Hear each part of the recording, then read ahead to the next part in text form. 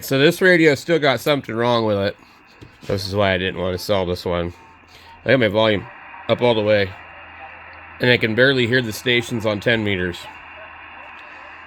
So, like if I go to a normal band, let's go, we're on 80 meters. With the volume up 50%. The peak, the pre-select,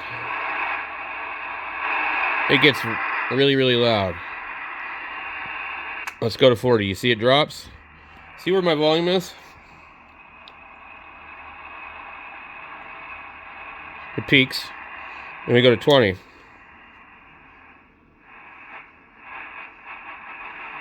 Still pretty loud.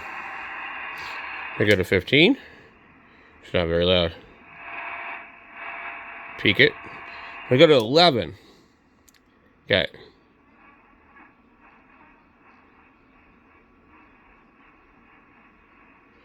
Doesn't get real loud.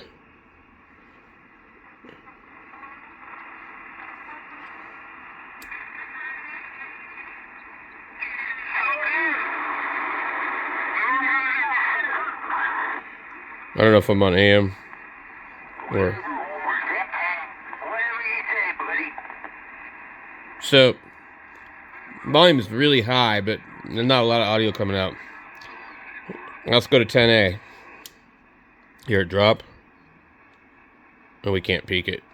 It's completely out of alignment. Totally out of alignment. My other 101 and the one I sold Brian don't do that. They're very loud all throughout the band every time you peak it. Somebody messed with this thing.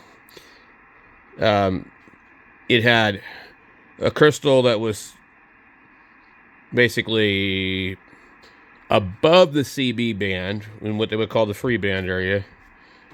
It wouldn't go, basically, it was in the 11 meter position.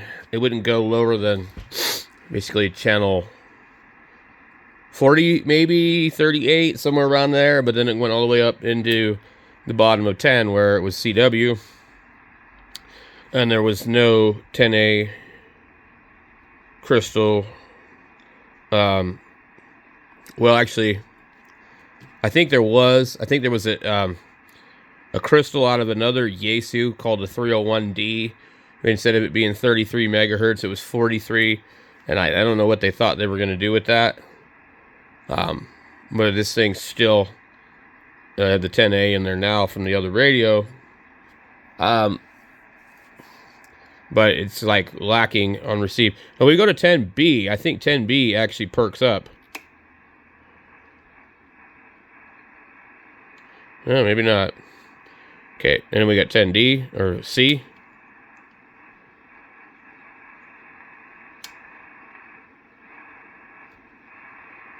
And then WWV.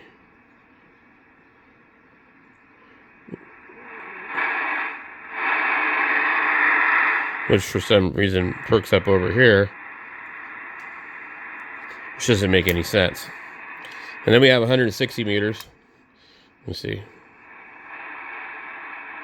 So, basically 11 through 10 are all funky on this radio. So, hopefully I can make a video on the alignment process. I've done it many times. I have my way of doing things on these radios, and like I made a video earlier about how to tune them up, and I forgot I really should just go by the book because I have a certain way of doing it. I don't dip anything. I don't do anything. If you tune the radio for maximum power output into a perfect 50 ohm load, you are going to be at the dip. Okay? The maximum amount of power on a perfectly lined up radio is going to occur at the dip. Okay? If you're drawing a lot of grid current, you are not tuned up properly. And I know this, but I don't mention this. So when I tell somebody how to tune one of these up, I guess I'm assuming they know more than they do. And so any amplifier, you tune it for the maximum output. Do not underdrive an amplifier. It is really bad for it. So if you tune this amplifier or that amplifier, or specifically like an 811H, you tune it up to, like, say, I don't know what the maximum they do, 600 watts. And then you go and you try and turn it down, or you reduce your drive to the amplifier. You're now out of resonance and you're actually hurting the amplifier because it's having to dissipate more heat because it's not in its efficiency zone. Okay? So, if you're going to reduce the power on an amplifier, you need to retune the amplifier at that drive level. Okay? It's really simple stuff. And so many people burn up the tubes in the 811Hs because those tubes are not tolerant of being underdriven. They're not tolerant of being mistuned. And these radios are probably a lot more forgiving as far as being mistuned. But if you sit here and you key down this thing for 10, 15 seconds and it's out of tune, you're going to flatten the tubes in no time. But the best way to do this is very quickly tune for less than 5 seconds. Each time you make an adjustment, let it rest for 5 seconds. Okay? And then don't reduce your drive to it. Don't back the power off unless you're going to retune it. I did just like, there's so many different opinions on these, but if you follow the manual from Fox Tango, it's very informative. It shows you how to read the current. It shows you all this other stuff. It's very complicated. My simple way is, I usually start with low carrier, tune it, get it very close, get in, get out extremely fast, okay? But I've had lots of practice doing it. And I've never blown up one of these radios. The only radio I've ever blown up was I flattened the tubes on a Swan 350 that was already flat. And, and this is back in the day when I used to still drink. So I sat there and fucked with it and fucked with it and fucked with it until it was putting out like 10 or 12 watts. It just never got better. And that's why I don't drink anymore. Anyway, with this one here, what I always do is tune it low, and I crank it maximum, and I tune it really fast. Okay? I don't look for the dip. I don't pay attention to the current meter or anything like that. I'm assuming that the radio is perfectly aligned and working exactly like it should. I tune it. I wiggle the pre-select back and forth to see that, okay, this is where the null is or whatever. This is where the peak is. It's not going to go anymore. And I wiggle them back and forth until I get the maximum amount of power. And usually when you check, you'll click here, you go over to the IC, which is grid current, which is not really grid current on this. It's actually cathode current. You actually are not reading the grid current, but it's current. People call it grid current, but it's really reading it off the cathode. It's stupid. Anyway, you will see, you'll be between 2, 3, maybe 3,500. I think these are supposed to be like about 250. It'll be low. If it's all the way to the end there, something's wrong. Something's wrong, okay?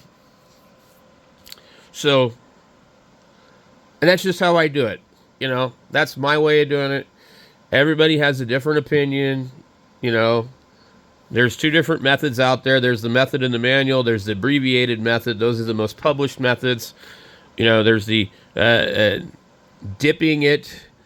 So usually when you dip it, you're looking at the current and you're moving it to where the current drops. But that's confusing because you need to be making the maximum power. If you watch the current on the radio while you watch the power on your outboard watt meter, when you see the maximum amount achieved, you'll probably watch the current dip. Okay? But not always, because the radios are not always working right. And if the radio's not working right, you can't properly tune it anyway, and you need to do an alignment on it. And this radio is a pretty good example. Another thing, too, you might pre-select, you might peak the pre-select for maximum receiver noise, but because the receive and the transmit aren't in line on the pre-select, when you bump up the receive, you bump down the transmit. And so now when you peak your transmit, your receive is down in the toilet. So They need to be perfectly in line with each other. This radio is just not a good radio to get rid of to anybody. It still needs a lot of work. I don't have time. Unless I wanted to, like, okay, this is all I'm going to do. I'm just going to work on this radio until it's absolutely perfect. And it would get done. But, you know, it's not that serious for me. I really, if it was my only radio, trust me, it'd be done. But those days are long gone. I've got so much crap that, you know, and that's part of the channel, is like having fun doing this kind of stuff, you know. And I try to make videos when I do this stuff. A lot of times I do a lot of really interesting stuff that never gets filmed because I just, you know, it's too hard to film it and do it at the same time. It would take forever. But when I do an alignment on this one, I will try to make a video, okay? Anyway, guys, thank you for watching.